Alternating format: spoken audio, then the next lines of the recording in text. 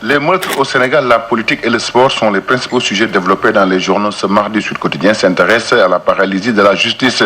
Après un arrêt total de travail de la semaine écoulée, le syndicat des travailleurs de la justice ne décolore toujours pas pour la satisfaction et le respect des engagements pris par les autorités sénégalaises. Le Sud-Just a encore décrété 72 heures de grève à partir du 8 octobre. Une grève qui a paralysé le système judiciaire. À Sédhiou, le personnel administratif a observé le mot d'ordre. Même situation à Saint-Louis où des désagréments ont été notés. Selon nos confrères SOS Consommateurs, exhorte le Sud-Just à assurer le service minimum et invite l'État du Sénégal au respect de ses obligations et engagements. Insécurité à Dakar, encore un crime qui plonge la banlieue dans la psychose. Un jeune a été poignardé mortellement par son ami Notre Sud Quotidien. Selon nos confrères du quotidien Les Échos, il a été poignardé au cœur.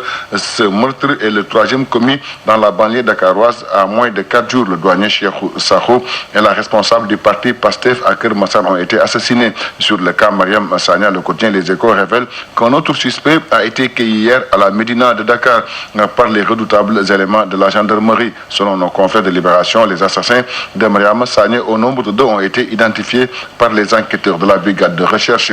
Ils sont d'ailleurs en garde à vue. Dès les premiers constats, la thèse d'un viol qui a mal tourné et de plus en plus agité, ajoute nos confrères. Le quotidien là s'arrête sur le meurtre du douanier. Dans une interview accordée à nos confrères, l'oncle du douanier Cheikhou Sakho Seringay refute la thèse du suicide. Une fois l'enquête de la gendarmerie bouclée, la famille va déposer une demande de contre-expertise. Sur le même sujet, l'observateur révèle qu'il y a du nouveau avec de nouvelles pistes explorées par la gendarmerie. Dans le cadre des investigations, plusieurs personnes de l'entourage proche du défunt ont été auditionnées. Parmi elles, sa première épouse. Elle a été suspectée par les enquêteurs qui cherchent donc à se faire une religion sur sa responsabilité pénale. Le douanier Cheikhou Sakho et Mariama Sagna ont été tués à Keur Massar. Le maire de la localité invite les autorités étatiques à accélérer la construction du commissariat pour la sécurité des personnes. Renseignent nos confrères de Rewmi Quotidien.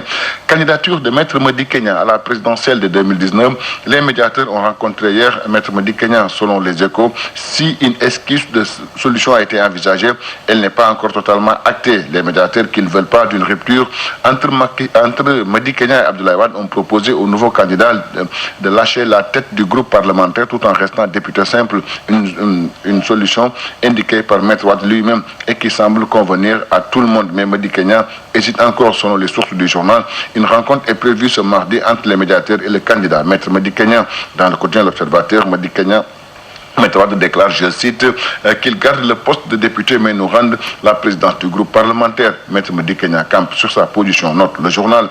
En sport, Jeux olympiques de la jeunesse, c'est maintenant officiel. Ils auront lieu à Dakar en 2022 entre mai et juin. À Dakar, Saly et Diamniadio. Selon nos confrères de Sud Quotidien, les membres du CIO qui se sont réunis hier en session ont validé les recommandations de la commission exécutive devant le chef de l'État, Macky Sall, Soham Wardini, maire de Dakar, et du président du CNOS, Mamadou Diagne Ndiaye. Vox Populi écrit: le Sénégal reçoit la flamme pour les Jeux de 2022. Selon nos confrères du quotidien national Le Soleil, les résultats du plan Sénégal émergent ont été déterminants.